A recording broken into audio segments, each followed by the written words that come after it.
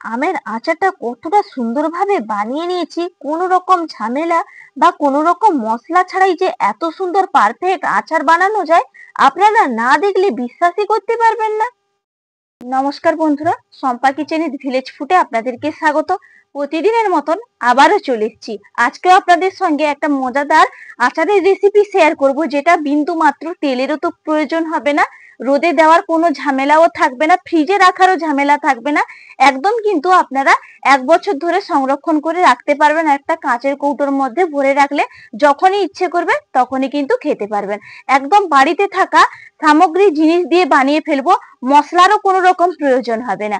আজকে বানাবো কাশ্মীরি আচার, একদম একটা ভিন্ন স্বাদের। দেখুন, তার জন্য আম নিয়েছি, আমগুলো কেটে নেব।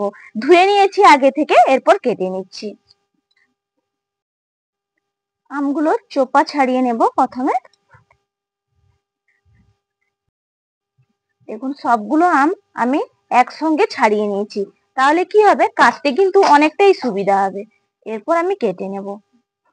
আর বন্ধুরা, একটু আঁটিযুক্ত আমটা নেবেন, তাহলে আচারটা করতে সুবিধা হবে, গলে যাবে না।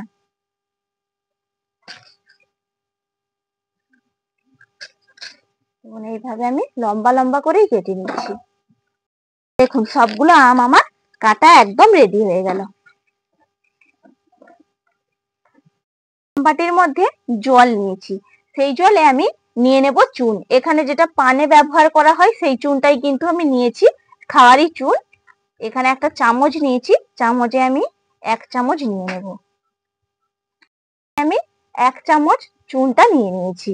এরপর এই জলের মধ্যে দিয়ে দিচ্ছি, দিয়ে ভালো করে মিশিয়ে নেব। চামচে এইভাবে ঘুটে নিচ্ছি।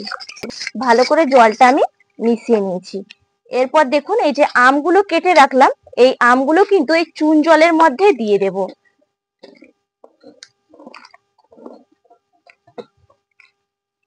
চুন জলের মধ্যে দিয়ে দিয়েছি, একটু ভালো করে ভিজিয়ে দেই। এটা কিন্তু আমি আপাতত 20 মিনিট মতো ঢাকা চাপা দিয়ে রেখে দেব। এটা ঢাকা চাপা দিয়ে রেখে দেব, কারণ এটা অনেকটাই কিন্তু তাহলে আচারটা যখন করব গলে যাবে না, শক্ত থাকবে। সেই জন্য চুন জলে যদি সময় কম থাকে, তাও 10 মিনিট মতো আপাতত ভিজিয়ে রাখবেন। আমি 20 মিনিট মতো ভিজিয়ে রাখছি। 20 মিনিট বাদে আবার আপনাদের সঙ্গে আসছি, কি করে বানাবো আপনারা পুরোটাই দেখতে থাকুন। বাদে আবারও ফিরে এলাম বন্ধুরা। এরপর ঢাকা চাপাটা খুলে নিচ্ছি। আমগুলো কিন্তু দেখুন কি সুন্দর স্বচ্ছ হয়েছে, তুলে নিচ্ছি। এরপর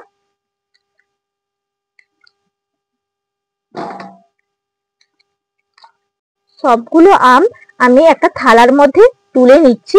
তারপর কিন্তু পরিষ্কার স্বচ্ছ জলে বন্ধুরা ধুয়ে নেবেন, কারণ যেহেতু চুন জলের মধ্যে ভেজানো ছিল, সেই জন্য পরিষ্কার জলে ধুয়ে নিতে হবে। উনুনটা ধরানো হয়ে গেছে, কড়াইটা চাপিয়ে দিচ্ছি। কড়াইটা গরম হয়ে গেছে, কড়াইয়ের মধ্যে সামান্য একটু দিয়ে দিচ্ছি জল, সামান্য একদম একটু দিলাম। এরপর আমি দিয়ে দেবো, এর মধ্যে নিয়েছি চিনি, 1 বাটি চিনি নিয়েছি। আপনারা যে যেরকম কিন্তু আমটা নেবেন সেই অনুযায়ী চিনিটা ব্যবহার করবেন। এরপর একটু ভালো করে গলিয়ে নেব।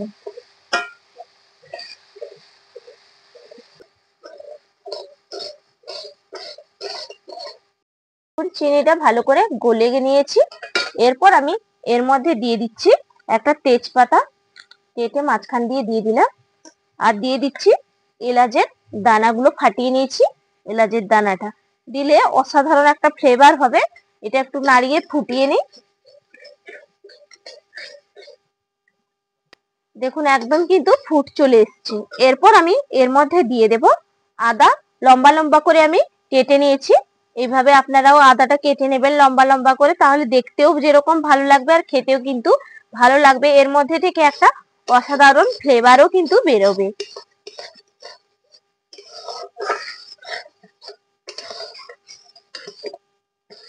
দিয়ে দিচ্ছি শুকনো লঙ্কা। শুকনো লঙ্কাটাও কিন্তু আমি লম্বা লম্বা কেটেছি, তাহলে দেখতে অসাধারণ লাগবে। দেখুন কি দারুণ দেখতে লাগছে। যে যেরকম ঝালটা খাবেন সেই অনুযায়ী কিন্তু লঙ্কাটা কেটে নেবেন। দেখুন, এরপর ভালো করে সবকিছু আমি মিশিয়ে নিচ্ছি। মিশিয়ে নিয়েছি, আর দেখতে কি অপূর্ব সুন্দর লাগছে। এরপর আমি দিয়ে দেব আমগুলো যে আগে থেকে কেটে রেখেছিলাম, এই আমগুলো আমি এর মধ্যে দিয়ে দিচ্ছি।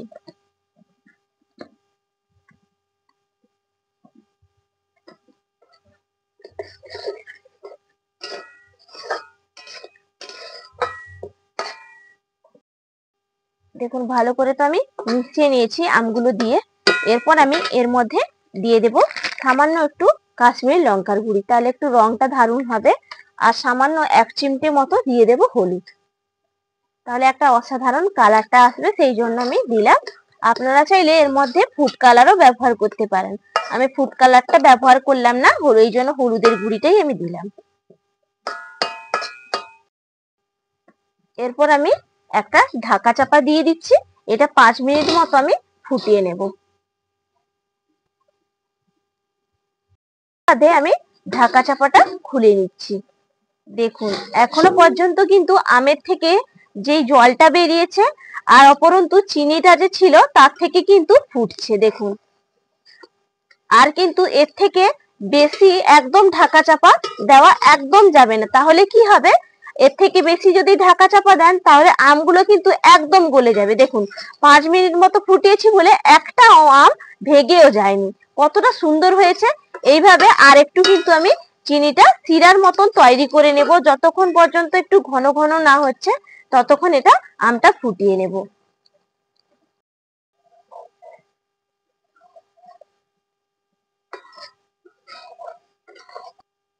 দেখুন কি দারুণ একটা কালার এসছে, আর একটাও আম ভেঙেও যায়নি, কতটা স্বচ্ছ হয়েছে দেখুন কালারটা এসছে। এখানে যে কাশ্মীরি লঙ্কার গুঁড়োটা দিয়েছি তার থেকে কালারটা এসছে, চিনি থেকেও সিরা থেকেও একটা কালার, আর হলুদ গুঁড়ি থেকেও একটা কালার, সেই কালারে কত সুন্দর একটা কালার এসছে দেখুন, কোনো রকম মশলা ছাড়াই কত সুন্দর আচারটা তৈরি হয়ে গেছে। আর দেখুন একটা আপনাদেরকে নামানোর আগে একটা পরীক্ষা করেও দেখিয়ে দেই যে পারফেক্ট ভাবে তৈরি হয়েছে কিনা। দেখুন হাতে টানতে কিন্তু সুতোর মতন উঠে আসছে, তার মানে একদম আমার চিনির পাকটা রেডি হয়ে গেছে। আমি এরপর নামিয়ে নিচ্ছি একটা থালার মধ্যে আমি ঢেলে নিচ্ছি। এর থেকে কিন্তু বন্ধুরা একদম বেশি পাক করবেন না, তাহলে আচারগুলো পারফেক্ট ভাবে কিন্তু তৈরি করতে একদম পারবেন না। দেখুন আমি তো থালার মধ্যে দিয়ে দিলাম, এরপর কিন্তু আমি হাতা দিয়ে একটা একটা করে এইভাবে আমি এগুলো ছড়িয়ে দেব, কারণ একটার উপর একটা যেন না জড়িয়ে যায়। এইভাবে ছড়িয়ে দিচ্ছি, দেখেই তো পুরো অপূর্ব লাগছে একদম। আচারটা তো নামিয়ে নিয়েছি, আচারটা ঠান্ডা হওয়ার পরে আবার আপনাদেরকে আমি দেখাবো। এখন আচারটা কিন্তু ঠান্ডা হয়ে গেছে, ঠান্ডা হওয়ার পরে অনেকটাই দেখুন একদম শুকনো শুকনো হয়ে গেছে, আর দেখতে কি অপূর্ব সুন্দর লাগছে। এই আচারটা কিন্তু একটু শুকনো শুকনোই হবে, এটা কিন্তু রস রস রাখা যাবে না, তাহলে খেতে ভালো লাগবে না। এটা আপনারা একটা কাঁচের কৌটোর মতো ভরে রেখে দেবেন, কোনো রকম রোদে দেওয়ারও ঝামেলা থাকবে না, আর ফ্রিজেও রাখার কোনো রকম দরকার নেই। আর বিন্দু মাত্র তেলও লাগেনি, কোনো রকম মশলা ছাড়া দেখুন কতটা সুন্দরভাবে আচারটা তৈরি হয়ে গেছে। আপনাদেরকে একটা চামচে তুলে দেখাই, দেখুন ওপরটা যেরকম শুকনো হয়েছে, দেখুন ভেতরটা কিন্তু একটু ভেঙে আপনাদেরকে দেখাই, দেখুন কি সুন্দর নরম হয়েছে, দেখতেই পাচ্ছেন আপনারা কতটা পারফেক্ট ভাবে তৈরি হয়েছে। আর এরপর আপনাদেরকে একটু টেস্ট করেও দেখাবো যে কতটা আরো মজাদার হয়েছে। এখন আপনাদেরকে খেয়েও দেখাবো, তার জন্য একটা আম আমি তুলে নিচ্ছি, চামচেই তুলে নিচ্ছি, কারণ সবগুলো তো আর এঁঠো করবো না, একটা তুলে নিচ্ছি।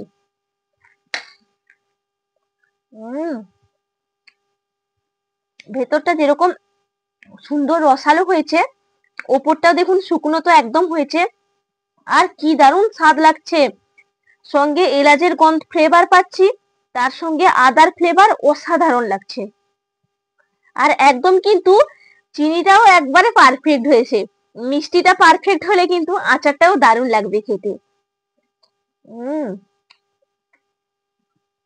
আপনারাও এইভাবে বন্ধুরা চেষ্টা করবেন বানিয়ে নেওয়ার, কারণ এখন তো বাড়িতে তো সবার কম বেশি আম গাছ আছে সবার বাড়িতে, আর যদি আম গাছ না থাকে বাজারে তো একদম অনেক পাওয়া যাচ্ছে। কাঁচা আম থাকতে থাকতে অনেক রকম কিন্তু আচার একদম সংরক্ষণ করে রেখে দেবেন, তাহলে সারা বছর জুড়ে আনন্দ করে আমরা সবাই কিন্তু খেতে পারবো। তাহলে আজকের মতন আমি এখানে আমার পর্বটা শেষ করছি, আবার আপনাদের সঙ্গে বন্ধুরা আমার পরের ভিডিওতে দেখা হবে। টাটা।